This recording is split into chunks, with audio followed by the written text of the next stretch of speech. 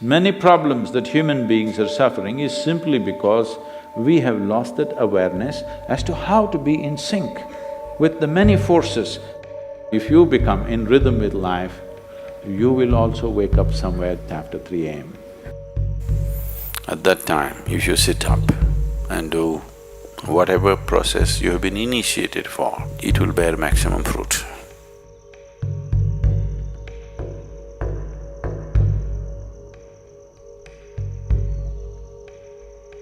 In the way the planet is spinning and what is happening, something very fundamental changes somewhere between 3:20 to 3:40. This is called Brahma Muhurtam. This is relevant only up to 33 degrees latitude. Your system, human system, functions in a certain way. It is a possibility. So, there has been an awareness about making use of this possibility. Your life is a product of many things that we call as the universe, many things that we call as existence. So we are a consequence of a certain phenomenal happening that we call as cosmos. We are not an individual existence. So when you get in sync, certain things will happen. You know, there's a cicadas in where we are in Tennessee, the US ashram, they wake up once in 17 years. Can you beat it? They know it is 17 years and they come awake and they breed and they go back to sleep. They're keeping time once in 17 years, no alarm bell anywhere. Well, how is this? I'm saying they're in sync with nature. We have lost sync within nature and we think that is our nature. No. All the many ailments, many problems that human beings are suffering is simply because we have lost that awareness as to how to be in sync with the many forces which are making us who we are.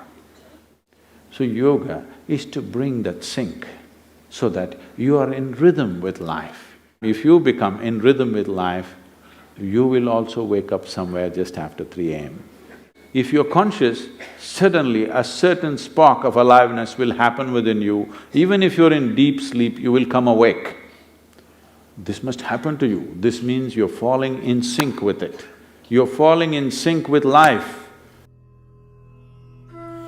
So what should I do? Should I meditate? Should I do a kriya? Doesn't matter what. You must do a process for which you have been initiated for.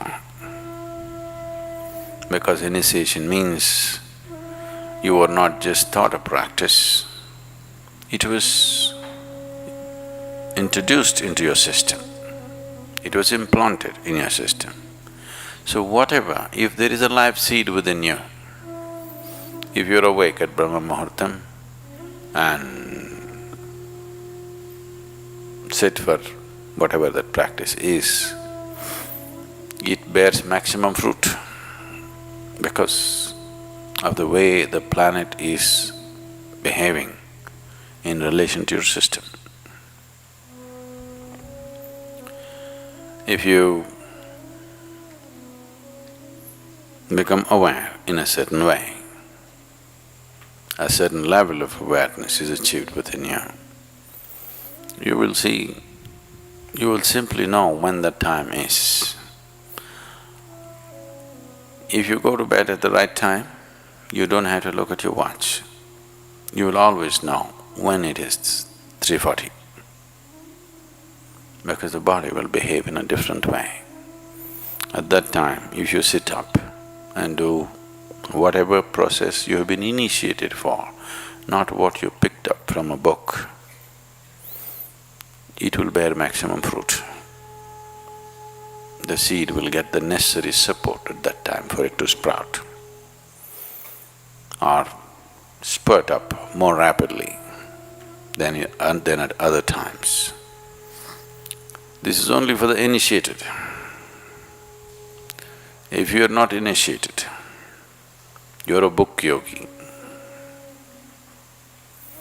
then 340, 640, 740, not so much of a difference. Sandhya kalas are more important for such people.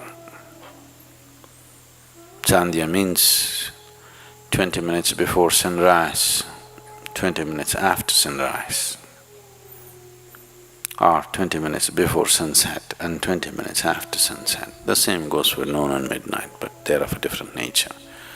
So these two twilights are better for the uninitiated. 340 is good for those who've been powerfully initiated.